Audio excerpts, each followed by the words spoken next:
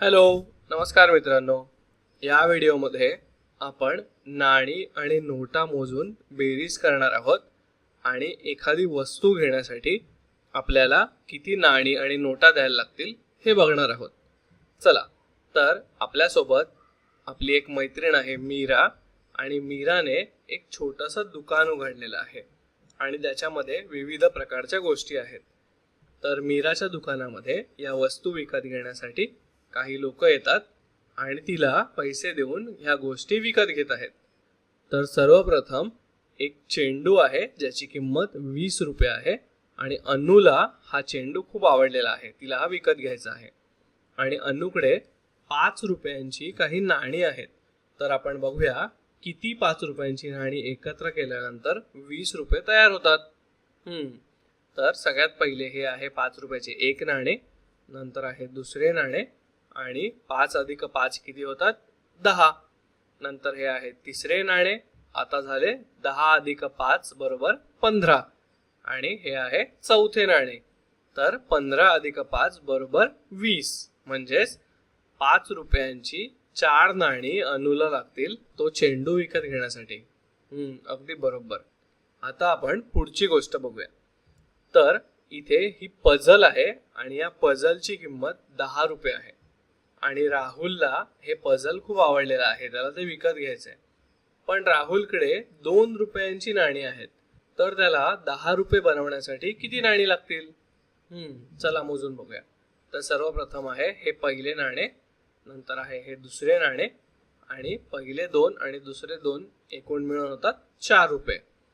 पुढे आहे तिसरे नाणे म्हणजे 6 रुपये, नंतर आहे चौथे नाणे म्हणजे 8 रुपये आणि नंतर आहे पाचवे नाणे म्हणजे एकूण झाले 10 रुपये. बरोबर.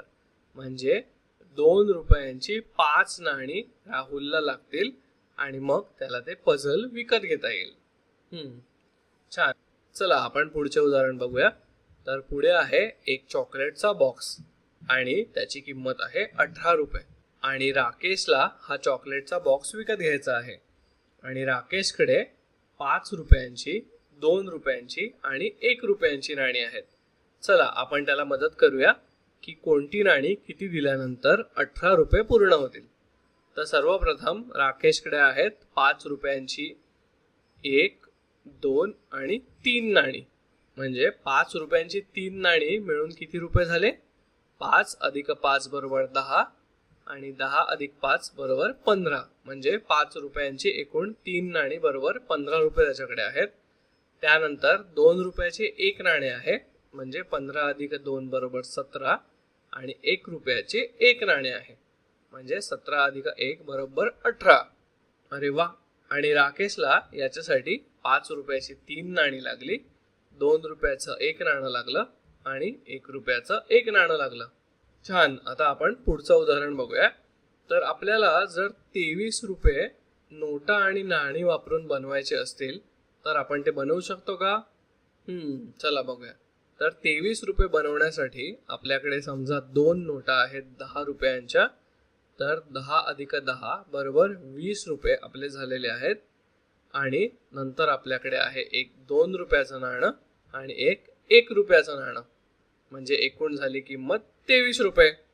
अरे वा. म्हणजे आपल्याला नोटा आणि नाणी वापरून वेगवेगळ्या संख्या तयार करता येऊ शकतात आणि आपण एखादी द्यायची असलेली रक्कम अशा प्रकारे तयार करू शकतो आणि एखादी गोष्ट विकत सुद्धा घेऊ शकतो.